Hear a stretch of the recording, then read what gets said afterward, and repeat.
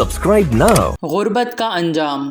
یتیم رہ جانے والے انتہائی غریب علی کی جب 25 سال کی عمر میں شادی ہو گئی تو 10 فٹ مربع مکان میں صبح و شام کے تلخ لمحات گنتے ہوئے 8 سال بعد اس کی گود میں 4 پیدائشی نابینا بچے موجود تھے۔